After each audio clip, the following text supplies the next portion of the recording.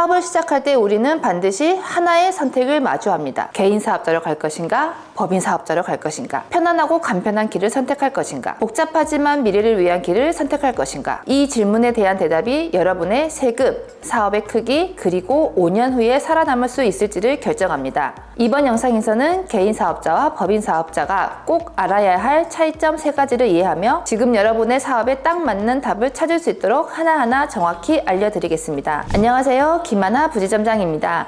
개인 사업자와 법인 사업자는 단순히 세율만 비교해서 판단하기에는 놓치기 쉬운 중요한 차이점이 많이 있습니다. 그래서 지금부터 3가지 핵심 포인트로 나눠서 하나씩 차근차근 짚어보도록 하겠습니다. 대부분의 대표님들은 단순히 세율만 비교해서 쉽게 판단하시는 경우가 많은데요. 사실 그 안에는 놓치기 쉬운 중요한 차이점들이 꽤 많이 있습니다. 그래서 오늘은 이 3가지 형태의 사업 방식이 어떻게 다르고 언제 어떤 선택이 유리한지 3가지 핵심 포인트로 나눠서 하나씩 짚어보도록 하겠습니다. 첫 번째, 세금 구조의 차이입니다. 개인 사업자는 사업에서 번 돈이 곧 나의 소득이 됩니다. 그래서 종합소득세를 내야 되는데요. 이 세율이 6%부터 시작해서 소득이 많아질수록 45%까지 확 뛰어 오릅니다. 쉽게 말해서 열심히 벌수록 세금을 많이 내는 구조인 거죠. 반면 법인은 좀 다릅니다.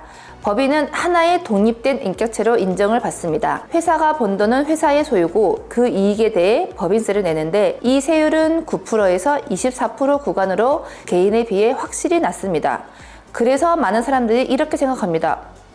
법인이 세율이 많이 낮네? 그럼 무조건 법인이 이득 아니야? 하지만 여기서 주의해야 할 게 있습니다. 법인은 법인세를 내고 나서 끝이 아닙니다. 대표가 그 돈을 가져가려면 급여나 배당을 통해서 받아야 되고 그 과정에서 소득세를 한 번 더 내야 됩니다. 그러니까 법인은 법인세와 소득세 이렇게 2번 나눠서 세금을 내는 구조입니다.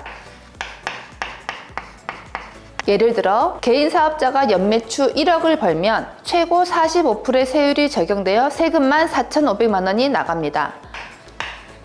하지만 법인은 같은 매출에서 2천만 원 정도의 법인세만 먼저 내고 대표가 급여를 통해 돈을 가져갈 때 추가로 소득세를 냅니다. 정리하면 사업 초기엔 개인이 세금 부담이 상대적으로 적을 수 있지만 매출이 1억, 2억 이상 넘어가기 시작하면 법인이 훨씬 유리해진다는 겁니다. 이 구간부터는 법인 전환을 진지하게 고민해야 됩니다. 두 번째, 돈의 소유권과 사용 방식입니다. 개인 사업자는 정말 간단합니다. 사업에서 번 돈, 세금만 내면 바로 자유롭게 사용할 수 있습니다. 사업 자금과 내 개인 자금의 구분이 크게 필요하지 않습니다. 그런데 법인은 다릅니다. 회사가 번 돈은 회사 돈입니다. 대표가 마음대로 뺏을 수 없습니다. 만약 대표가 회사 통장에서 몰래 돈을 빼서 가정여행을 간다거나 법인카드로 개인 쇼핑을 한다면 국세청은 이걸 가지급금으로 봅니다.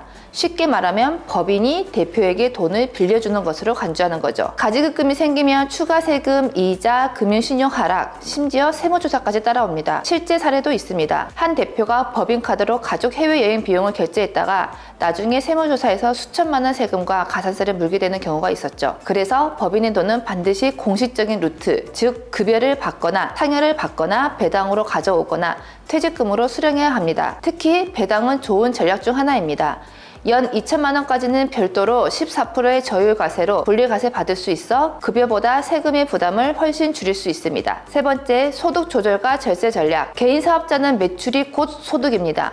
버는 대로 곧바로 소득세를 계산해야 됩니다. 시기도 방법도 조절할 수 없습니다. 하지만 법인은 완전히 다릅니다. 급여를 조정할 수 있고 배당으로 추가 소득을 받을 수도 있습니다. 퇴직금을 쌓아두었다가 나중에 은퇴할 때 큰 금액으로 한 번에 수령할 수도 있습니다. 이걸 왜 해야 하냐고요? 소득 종류마다 적용되는 세율이 다르고 발생 시점을 조정하면 세금 부담을 엄청나게 줄일 수 있기 때문입니다. 예를 들어 급여는 기본적인 생활 비용을 충당하고 2천만 원까지는 배당 소득으로 가져오면서 14%의 저율 과세를 받고 최종적으로 퇴직 시에 퇴직 소득으로 수십억을 수령하면 종합소득세 최고 세율 45%를 피하면서 절세를 할 수 있습니다. 실제 사례를 보면 30년간 사업을 운영한 대표가 퇴직금으로 30억 원을 수령했을 때 개인 사업자였으면 세금만으로 15억 가까이의 돈을 내야 됐습니다.